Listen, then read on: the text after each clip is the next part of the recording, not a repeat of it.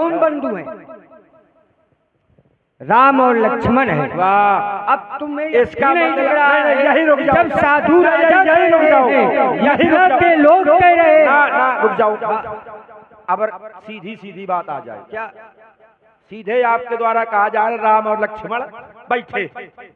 पहले तो हम इस बात को स्वीकार नहीं करते कि राम लक्ष्मण के लिए राजा जनक ने ये मंच बनवाया था।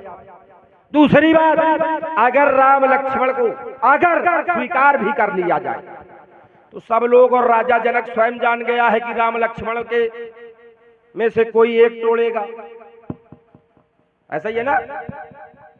तो ये राजा जो महफाल बैठे हैं, इनके लिए क्यों निंदा का कारण बनाना चाहता है राजा जनक? इनको भगा दिया जाए, कह दिया जाए कि जाओ मिथिला छोड़कर चले जाओ, हमें अपना वर प्राप्त हो चुका है, हम जान चुके हैं कि धनुष कौन तोड़ेगा।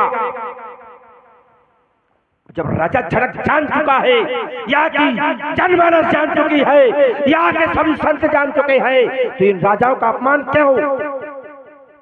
श्री राजा खुद अपना अपमान कराने के लिए बैठे। वाह, बैठे हैं, खुद अपमान करवा रहे हैं।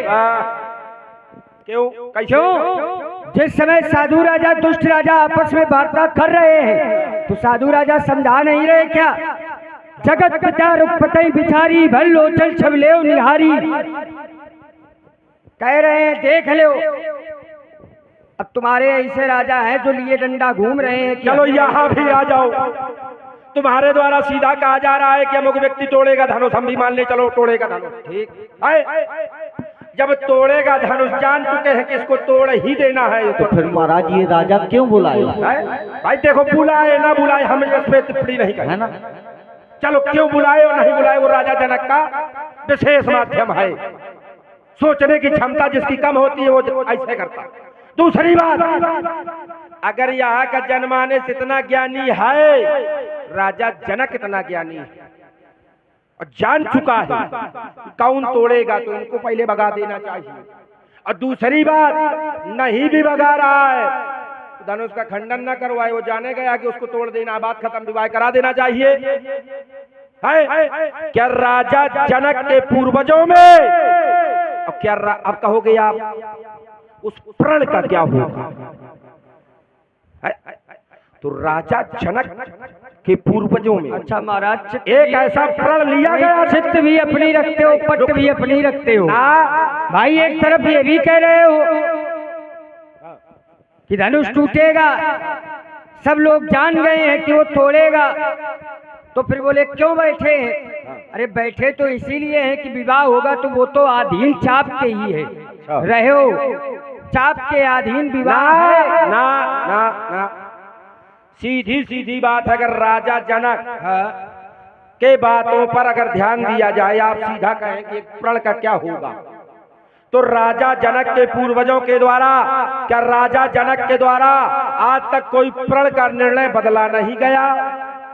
सत्य है महाराज, लेकिन और जब प्रण बदला गया है तो आज भी प्रण बदला जा सकता है। अच्छा, बदला किसने था? किसने बदला था? अष्टावक्र के द्वारा उस प्रण की पूर्ति की गई, इसके बाद वो प्रण बदला गया। किसने बदला था? अष्टावक्र के द्वारा। सबसे पहले प्रण किसने बदला था? भाई हम तो पूर्व काल में जा रहे हैं। सुनो, राजा जनक के यहाँ गोष्ठियां होती थी। राजा जनक ने 1000 गायों पर 100 मुद्राएं स्वर्ण की सींगों में बांध दी थी और कहा था कि जो व्यक्ति हमसे शास्त्रार्थ में विजय हो जाएगा वो इन गायों को ले जा सकता है। किंतु वहां पर नियमावली ये लगाई गई कि जो भी व्यक्ति शास्त्रार्थ में हारा जाएगा उसको जल समाधि लेनी पड़ेगी।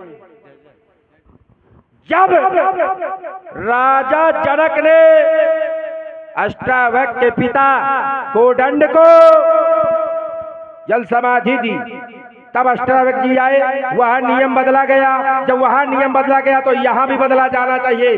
और अगर ऐसी बात है तो रावण खुली चुनौती देता है, देखे छाती में बार हो रावण के रहते रहते तोड़ के बताओ। महाराज, लंका का नियम आप इस मिथिला में अपनाना चाहिए। बिल्कुल।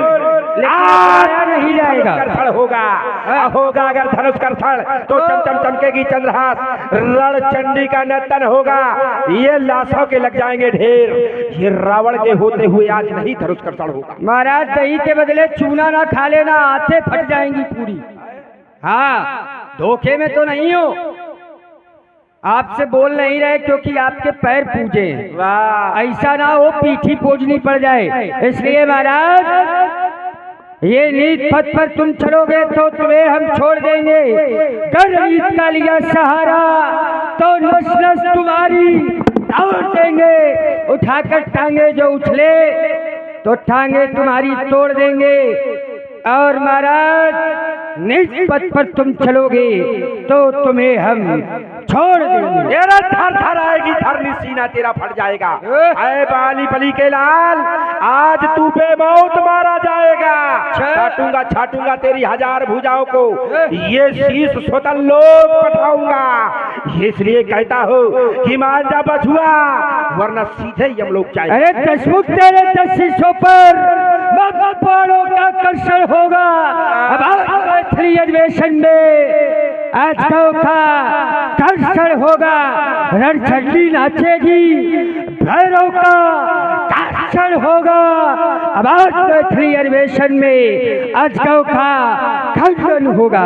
अरे चमक चमक जो चंद्रहास करतब पूनम दिखलाएगी, ये आज बेमौत वाला सुर तेरी जान और ये तेरी जवानी जाएगी। इसलिए कहता हूँ सीधे चला जा, वरना आज बेमौत मारा जाएगा। जीजा साले के रिश्ते का है ख्याल, वरना आज तेरी मौत का सामान मेरे साथ जाएगा। विकराल लेप देख लो, लगा है लेप, माथे पे खिलाई लगा है। और ये सत्यम भगवान के द्वारा लगाया गया है।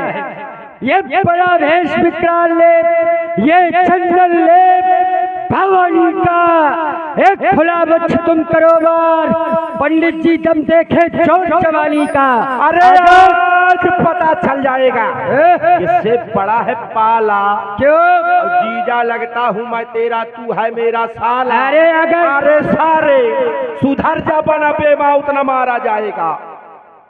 अभी तो कह रहे काहे को पाए पूजे हैं, पीठी पुजवाने की चक्कर में घूम रहे हो। पूजे हमसे लड़ी हैं। और क्या, जब आप गलत काम करोगे तो लड़ेंगे ही भाई। जबरदस्ती काम कर रहे हो तो उनमें तो हाथ आगे बढ़ाएंगे। और फिर आपके 20 हाथ, हमारे 1000 है महाराज, बिल्कुल लागी खनखजूर पकड़े है। यही से समझा रहे हैं, ये अगर अकेले डर लगता हो तो लंका खबर पठा दो। सोता कुंभकर्ण जगवा लो, बेटा मेघनाथ बुलवा लो।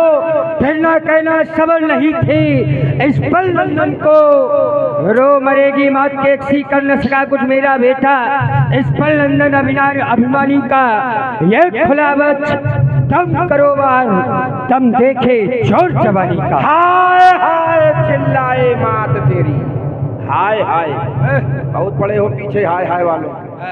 हाय हाय चिल्लाए मात तेरी, महाराज हम नहीं, ये गला काट फेंक डालूंगा।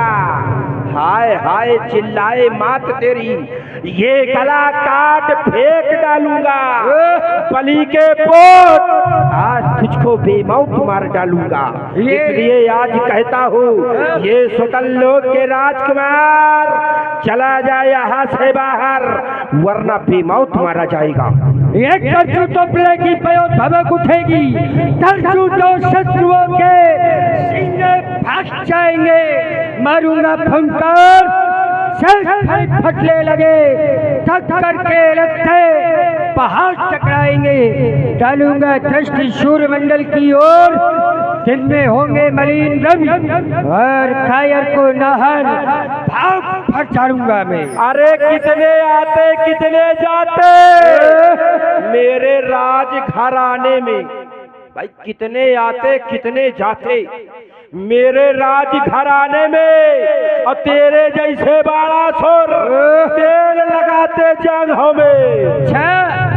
गले में माला पड़ती, मोती पड़ते धागों में। पंडित जी तुम्हारे अगर पैरों में जांघों में तेल लगाया जाता है, बिल्कुल। तो आपके जैसे वीर मालिश करते इन बाजू में। भाई देखो, जिसके भय से तुम भागकर पत्ता तोले लुके थे, वो आज हमारे यहाँ बंदी खाने में पड़ा। अच्छा, बिल्कुल। सूर्यदेव से युद्ध हुआ, अच्छा, तुम आप भागे पत्ता के पीछे लुक गए, और सूर्यदेव क्या सभी देवता मेरे यहाँ बंदी खाने में है। और जिसको बंदी बनाया आपने, सभी देवता को बंदी बनाया और हमने आपको बंदी बनाया, तो बताओ बड़ा कौन हुआ? कब बनाया? कब बनाया? बलि जीतन एक गयो पताला,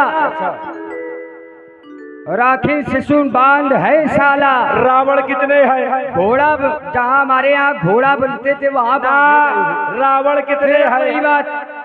ये हम किस रावण को बांधा है?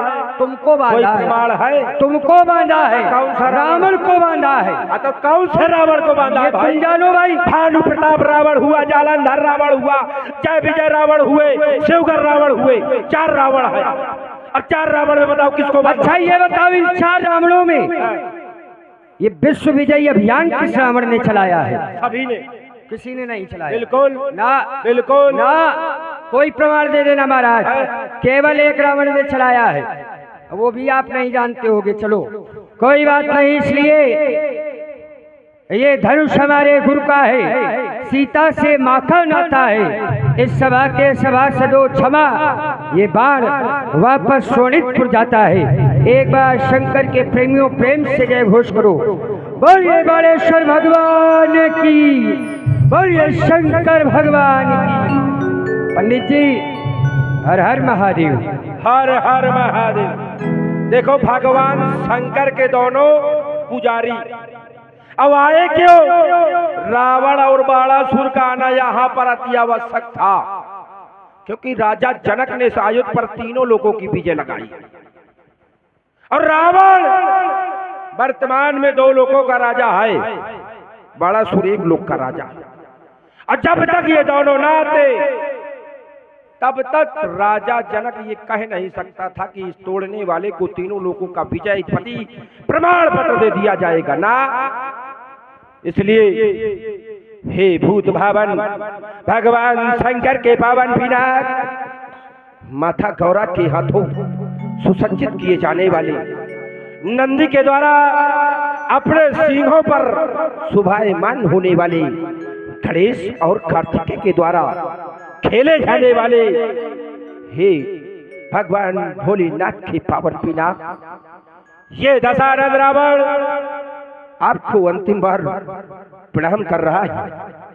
ये विनती लेकर जा रहा है कि टूट कर ऐसे के हाथ सीता का देना तुम, छो आए गढ़ लंक मेरे कुल सहित तारनहार हो जाइए।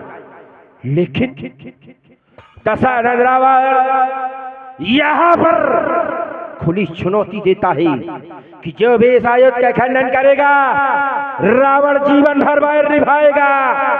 ढिड़ भर रुबई हो